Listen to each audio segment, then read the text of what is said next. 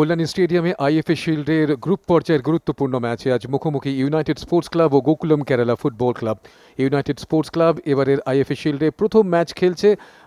গোকুলম কেরালা প্রথম ম্যাচে মোহনবাগানের কাছে বড় ব্যবধানে পরাজিত হয়েছে। আজ প্রথম থেকেই দুটি দলই বেশ কিছু আক্রমণ তৈরি করেছিল এবং গোল করার মতো সুযোগ তৈরি হয়েছিল।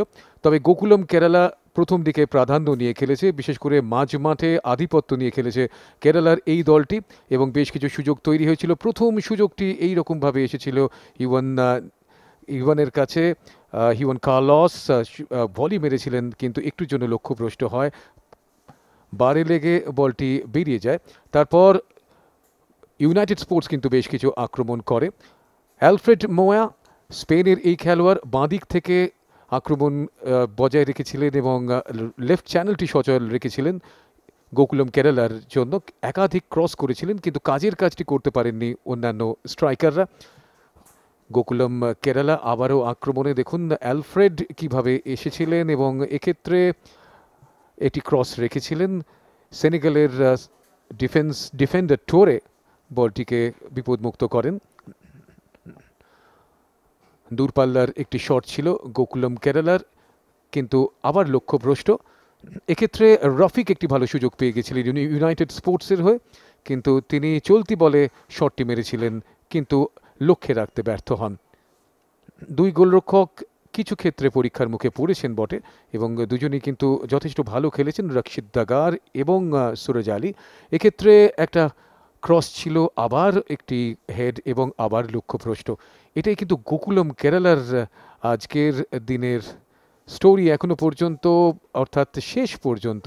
কিন্তু গোকুলম কেরালা একাধিক সুযোগ তৈরি করেছে। দেখুন আরও একটি ক্রস এবং আবারও এক্ষেত্রে ইউনাইটেডের একটি আক্রমণ ছিল, সেখানে কিন্তু কাজের কাজটি করতে পারেননি ওখানে ইউনাইটেডের দীপেশ।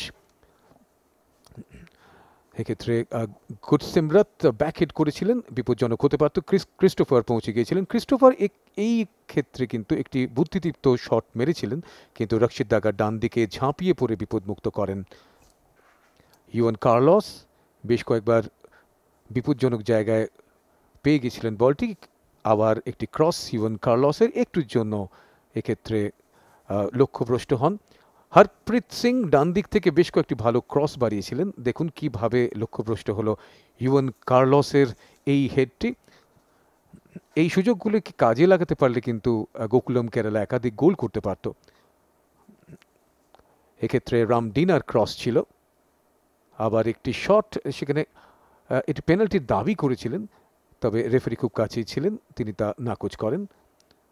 আবার ডান দিক থেকে আক্রমণ, আবার একটি ক্রস এবং থার্ড জোনে পৌঁছে গিয়েছিলেন হিওয়ান কার্লস। এক্ষেত্রে কিন্তু হেডটি খুব ভালো ছিল। দেখুন অ্যালফ্রেডের ক্রস, হিওয়ান কার্লস কিন্তু টার্গেটে রেখেছিলেন, কিন্তু প্রশংসা করতেই হবে সুরজ আলীর, ইউনাইটেড স্পোর্টসের গোলরক্ষক, তিনি কিন্তু বিপদমুক্ত করেন। এক্ষেত্রে একটি হলুদ কার্ড, একেবারে প্রথমার্ধের শেষ মুহূর্তে শ্রীনাথকে হলুদ কার্ড দেখানো হয়েছিল। দ্বিতীয়ার্ধটা দারুণভাবে শুরু করে গোকুলম কেরালা, একের পর এক আক্রমণ। এক্ষেত্রে আবার একটি ক্রস আসে এবং পরিবর্তক খেলোয়াড় ছিলেন সেখানে মোসেস কিন্তু কাজের কাজটি করতে পারেননি।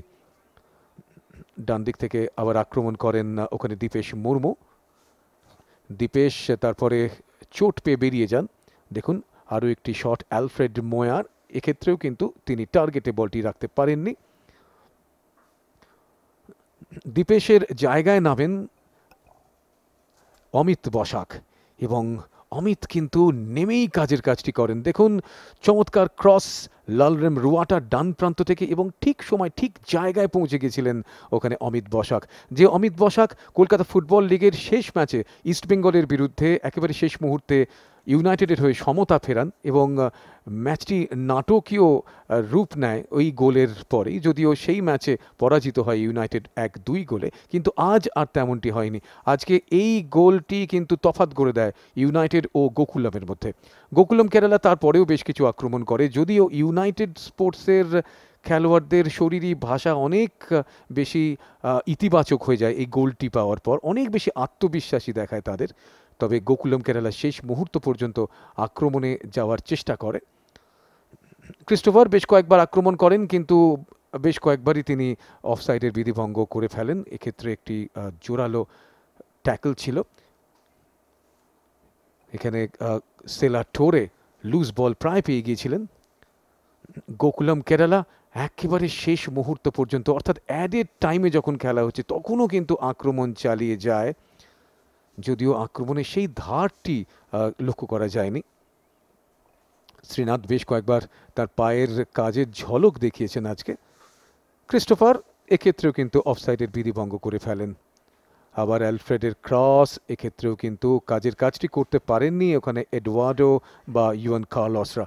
দেখুন, সরাসরি গোলরক্ষক সুরজ আলীর কাছে বল, এক্ষেত্রে একটি ক্রস ছিল। সুরজ কিন্তু এই ক্ষেত্রে বলটি ভালোভাবে ধরতে পারেননি। রাহুল রাজু পরিবর্তক খেলোয়াড় হিসেবে এসেছিলেন, তার ক্রস ছিল।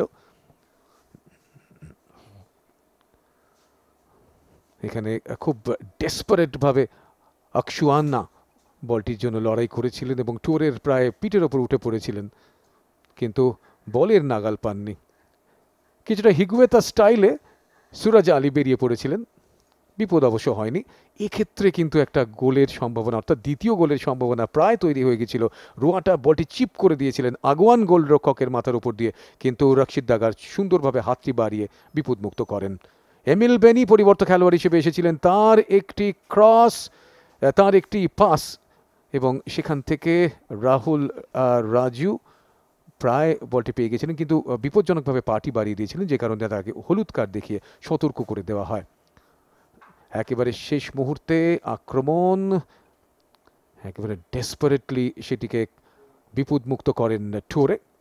দেখুন, শেষ মুহূর্ত পর্যন্ত কিন্তু গোকুলাম আক্রমণে যায়। এক্ষেত্রে একটা ভালো আক্রমণ ছিল ম্যাটিয়াসের হেড,